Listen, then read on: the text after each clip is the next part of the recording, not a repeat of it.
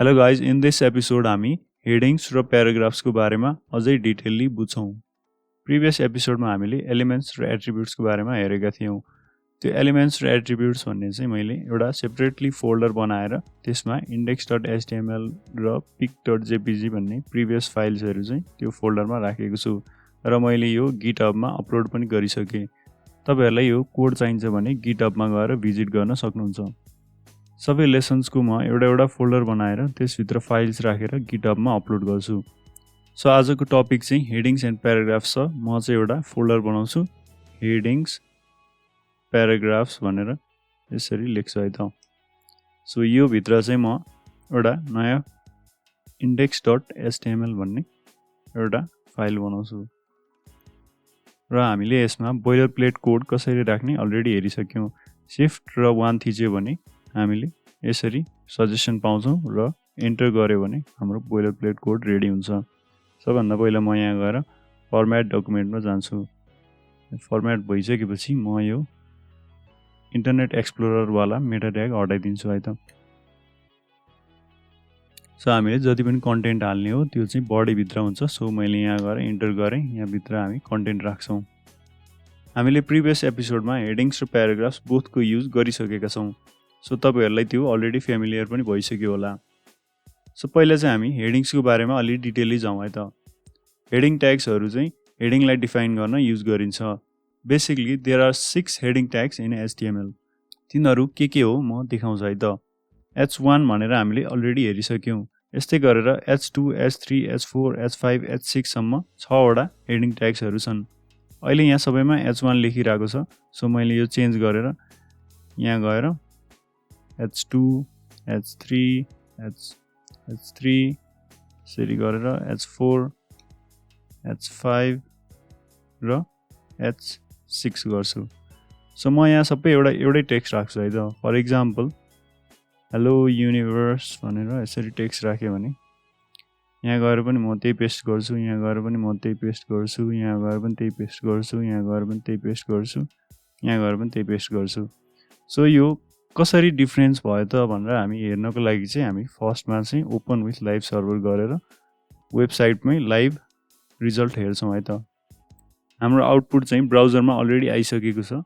So तपाईहरुले already guess गर्न सक्नुहुन्छ यसको डिफरेन्स चाहिँ के हो H1 देखि H6 सम्म भनेर। H1 चाहिँ सबसे ठुलो छ भने H6 चाहिँ सबसे सानो छ। तर सबै टेक्स्टहरु चाहिँ बोल्ड छन्।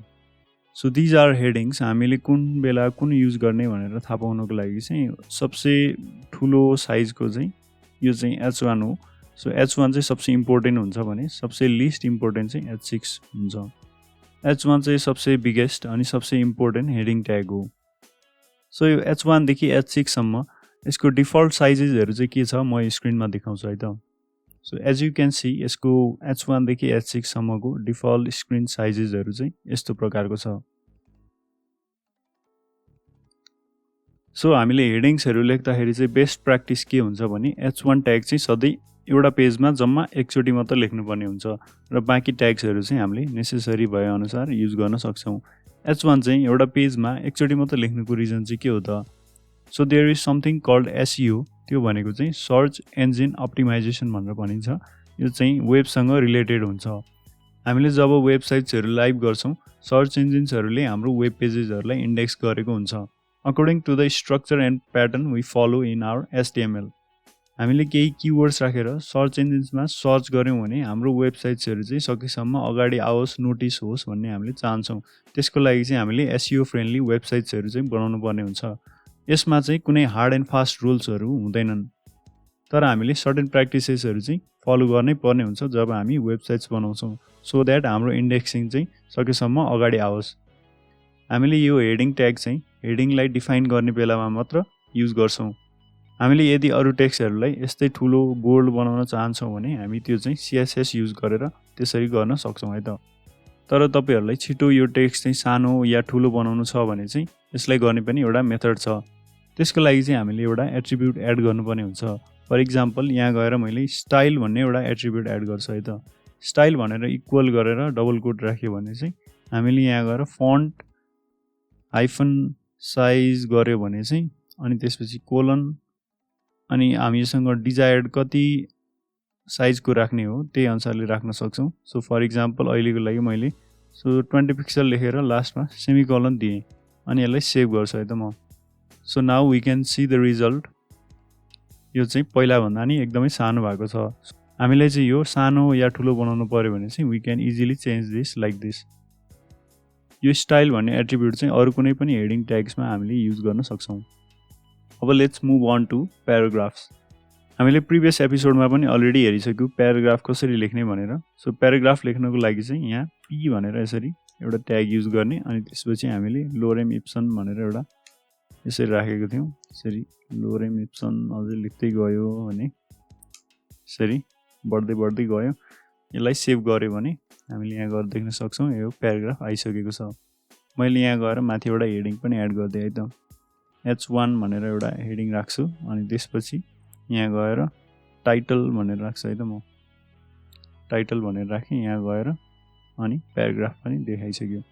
हामीले मल्टिपल प्याराग्राफ्सहरू युज गऱ्यौँ भने त्यो चाहिँ अटोमेटिकली न्यू लाइनमा जान्छ। फर इक्जाम्पल मैले अहिले यो सेभ गरेँ भने यो चाहिँ यहाँबाट सरेर यहाँ तल आएको छ नि, यो यहाँबाट सरेर तल आएको छ, यहाँबाट सरेर यहाँ तल आएको छ नि। सो यसरी पनि गर्न सकियो लाइन ब्रेक चाहिँ।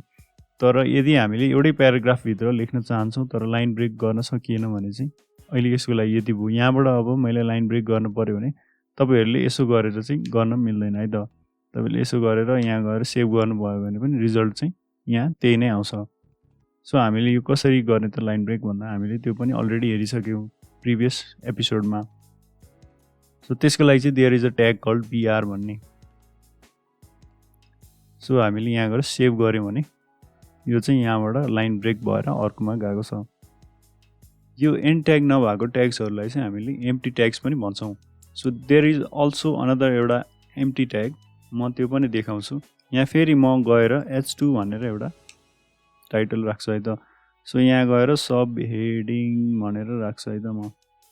अनि यहाँ गएर सेभ गऱ्यो भने हामीले देख्न सक्छौँ योभन्दा हल्का स्लाइटली सानो आएको छ टाइटल हेडिङ। अनि त्यसपछि यहाँ गएर म पी ट्याग फेरि एड गर्छु। यहाँ गएर लोरेम इप्सन गरेर यहाँ लोरेम गऱ्यो भने यो फुल टेक्स्ट आउँछ है त। सो मैले यहाँ गएर सेभ गरेँ भने चाहिँ यस्तो आएको छ। तर तपाईँहरूलाई यो र यो बिचमा चाहिँ एउटा लाइन क्रिएट गर्नु पऱ्यो अरे हराइजन्टल लाइन भने कसरी गर्ने त। मैले चाहिँ यहाँ गएर एउटा HR भन्ने एउटा ट्याग युज गरेँ। एम्प्टी ट्याग, यसको एन्ड ट्याग हुँदैन, so it is empty tag. So मैले चाहिँ यो दुईटा बिचमा यो टाइटलको बिचमा र यो सब हेडिङको बिचमा चाहिँ एउटा हराइजन्टल लाइनवाला ट्याग राखेँ। त के देखाउँछ यसले हेरौँ है त। सेभ गरेँ, यहाँ गएर हेर्दाखेरि एउटा हराइजन्टल लाइन आयो। सो यसले चाहिँ के काम गर्छ भने दुईटा कन्टेन्टलाई सेपरेसन गर्ने काम गर्छ। यदि तपाईँहरूलाई पोम जस्तै लेखेको एउटा टेक्स्ट राख्नुपर्ने छ भने चाहिँ त्यो कसरी गर्ने हेरौँ है त।